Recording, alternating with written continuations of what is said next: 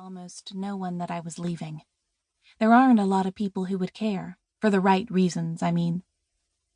People want to know what I'm doing about all of the messy aftermath so that they can report back to each other in low voices.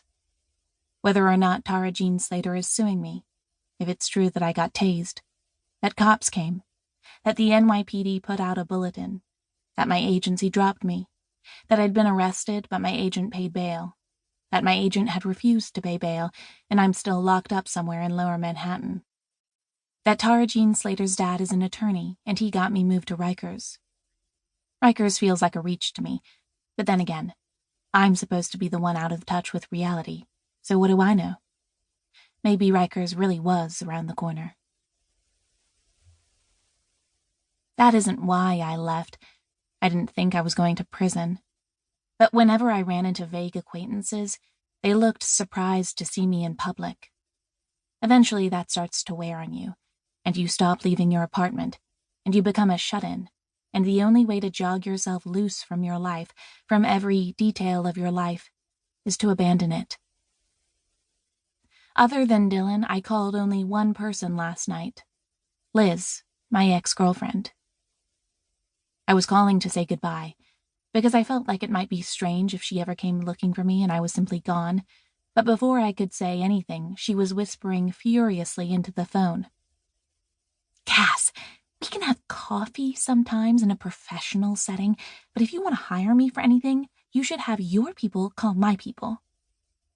And then she paused and asked, Do you still have people? And that was insulting enough, in part because of its accuracy, that I hung up without saying anything at all. I'm lost in my thoughts when Dylan says abruptly, So, look, we're really happy to have you, but I want to give you a heads up about something. I snap back. Stingray smell. Dylan's eyes blue like some improbable crayon.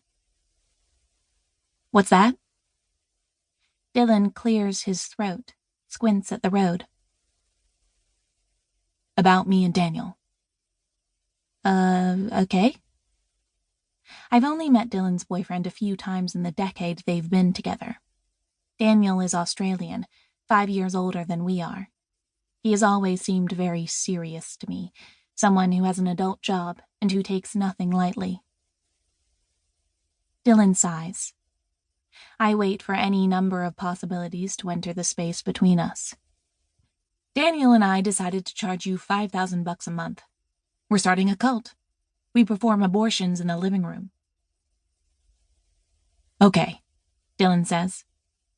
Well, Daniel and I are in kind of a place. He glances at me. It's this whole thing about how he never planned to stay in the U.S., and how I should know that because even when we met, he always said, but the thing is, I don't think he felt that way then, which maybe I just forgot, but my distinct impression was that Sydney was hell for him because he wasn't out in Sydney, and L.A. is like, L.A. This time Dylan says L.A. like it's a synonym for paradise.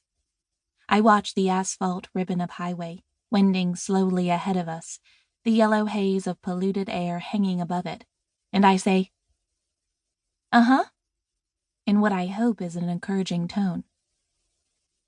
And now he's all like, Sydney is my home, of course I'm going back, my parents live there, my sister had a baby, and he was looking for jobs in Sydney, which, to be honest, I thought was a phase because he'd go through them occasionally, but then he found a job, and he accepted it, and he bought a plane ticket, and now he's leaving January 1st. No way, I say, startled. Dylan and I haven't stayed in close touch over the years, but whenever we've spoken, he's been firmly ensconced in their house, in their life. Dylan was 23 when they met, and as a consequence, he is more accustomed to using we than I. Although I don't know Daniel well, I think of his presence as a solid, unchanging fact. January 1st, I say. Jesus, that's very symbolic. When Dylan darts his eyes from the road to my face, I know it was the wrong thing to say.